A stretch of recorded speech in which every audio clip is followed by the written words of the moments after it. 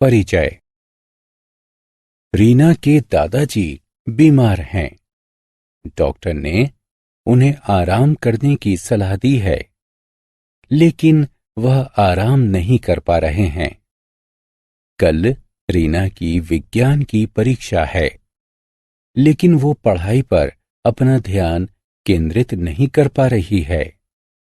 पड़ोस में हो रहे शोर शराबे के द्वारा हो रहे ध्वनि प्रदूषण के कारण ही पढ़ाई और आराम में व्यवधान हो रहा है।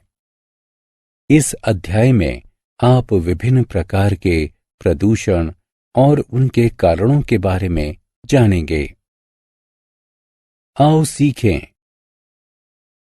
वायु प्रदूषण, जल प्रदूषण, मृदा प्रदूषण तथा ध्वनि प्रदूषण का वर्णन करना। भूमि क्षरण को परिभाषित करना। चिपको आंदोलन की व्याख्या करना। आसपास के वातावरण को साफ रखने की विधियों की सूची बनाना। वायु प्रदूषण। जीवित रहने के लिए वायु आवश्यक है। वायु में हानिकारक तत्वों की उपस्थिति के कारण वायु प्रदूषण होता है। वाहनों तथा उद्योगों से निकलने वाले धुएं तथा प्लास्टिक को जलाने से वायु प्रदूषण होता है। इसके कारण सांस संबंधी अनेक रोग जैसे अस्थमा तथा दमा आदि हो जाते हैं।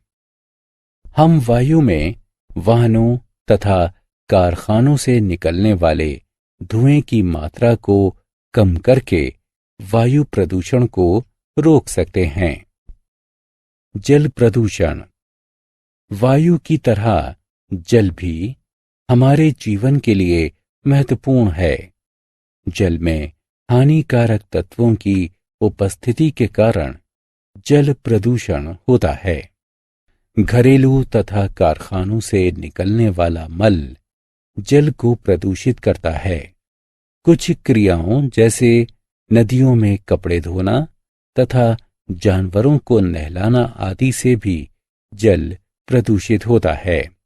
जल प्रदूषण के कारण डायरिया, पीलिया तथा टाइफाइड आदि रोग हो सकते हैं। हम जल में कचरे के मिलने को रोककर जल प्रदूषण को कम कर सकते हैं। मृदा प्रदूषण। मृदा में हानिकारक तत्वों के मिलने से मृदा प्रदूषण होता है। कारखानों का कचरा, उर्वरक तथा कीटनाशक आदि मृदा को प्रदूषित करते हैं। मृदा प्रदूषण से भूमि की उर्वरता घट जाती है। हम उर्वरकों तथा कीटनाशकों के प्रयोग को कम करके मृदा प्रदूषण को रोक सकते हैं। ध्वनि प्रदूषण। अवांछनीय ध्वनियों द्वारा हमारे वातावरण को दूषित करना ध्वनि प्रदूषण कहलाता है।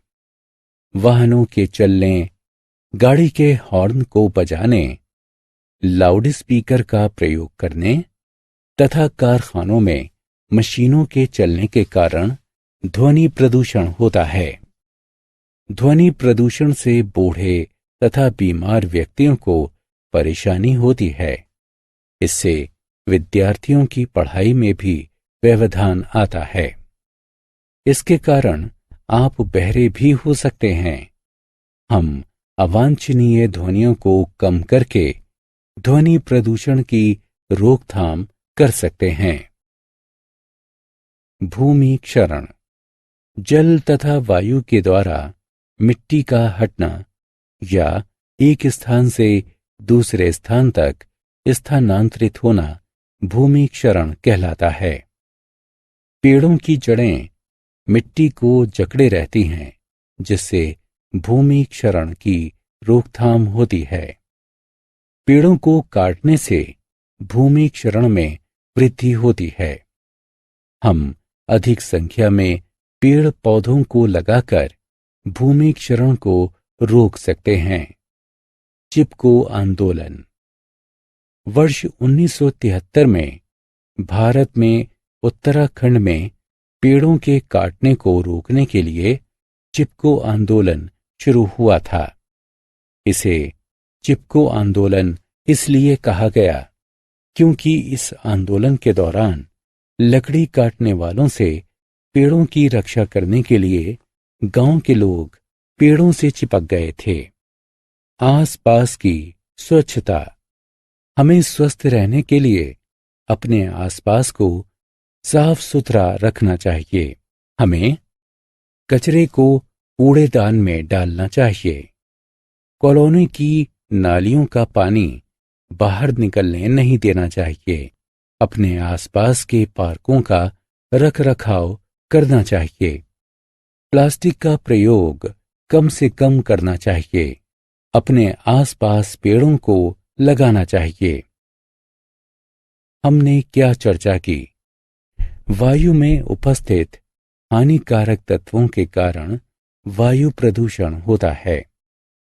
जल में उपस्थित हानिकारक तत्वों के कारण जल प्रदूषण होता है। मृदा में उपस्थित हानिकारक तत्वों के कारण मृदा प्रदूषण होता है। अवांछनीय ध्वनियों के लगातार उत्पन्न होने से ध्वनि प्रदूषण होता है। जल तथा वायु के द्वारा मिट्टी का हटना या एक स्थान से दूसरे स्थान तक स्थानांतरित होना भूमि क्षरण कहलाता है।